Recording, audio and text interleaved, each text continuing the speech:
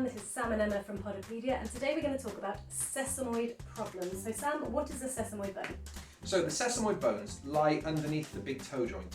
They're these two little bones and they lay within a tendon which is called your flexor hallucis brevis.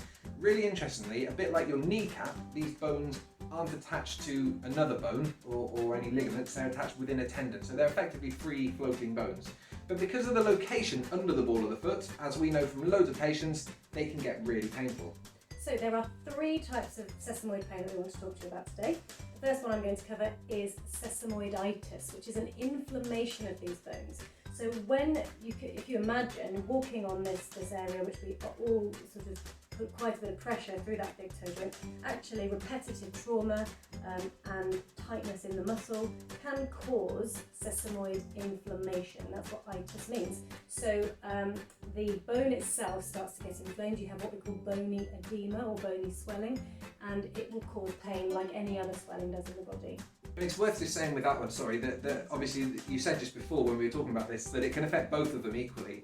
Sometimes it affects the medial, sometimes the lateral sesamoid. And also your mechanics, your biomechanics can put you at more risk of this becoming a problem. So your big toe is can be more prone to taking impact. Yes, absolutely. Also we have bipartite sesamoids. What are they? So a bipartite sesamoid is basically when one of these bones is in two parts.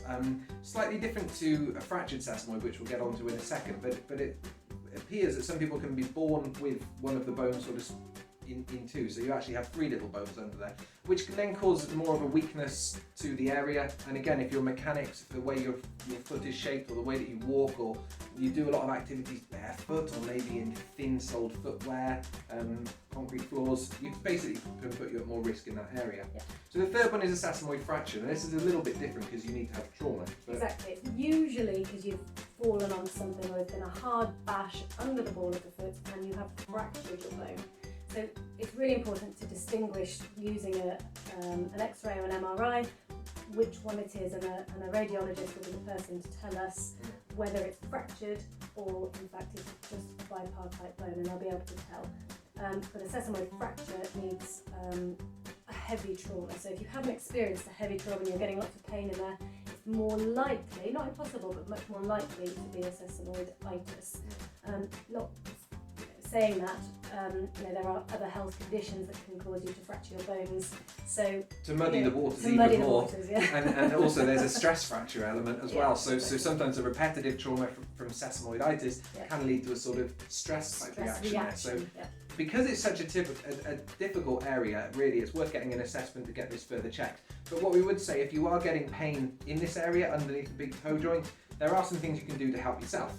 So the first thing we say is that you should wear cushioned shoes. You must wear comfortable shoes. If you're getting pain and you're wearing thin or leather or hard-soled shoes, or a heel that's putting your foot down at that sort of angle, in that pitch, then you need to change your footwear. That's number one, absolutely. Resting as well is very important. Your body's an amazing thing. It's always trying to heal itself. So if you have just overdone it, maybe a big walk or a run on the weekend, or you've just taken up new to running, just giving yourself a bit of rest is amazing that these bones can sort of settle back down again.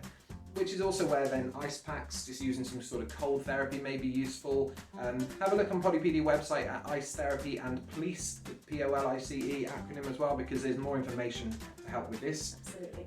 But if it's not settling down, probably got to give yourself a week or so to really let it calm itself down. If it's really sore once you start to resume any sort of normal walking or activity, we recommend you see a podiatrist. Yeah, there could be something more serious going on with the way you're walking, and we need to look at redistributing the pressure with an orthotic device. Also, we may want to consider imaging, X-ray, MRI, ultrasound. We may want to consider steroid injection, shockwave therapy, all sorts of different things that could be used. And it sounds a little bit extreme, but it's worth getting an assessment to work out maybe what's needed. Absolutely. What happens if this doesn't get better, even if a podiatrist has intervened? What options do they have then? If it's a chronic problem with the sesamoids, there are surgical options available.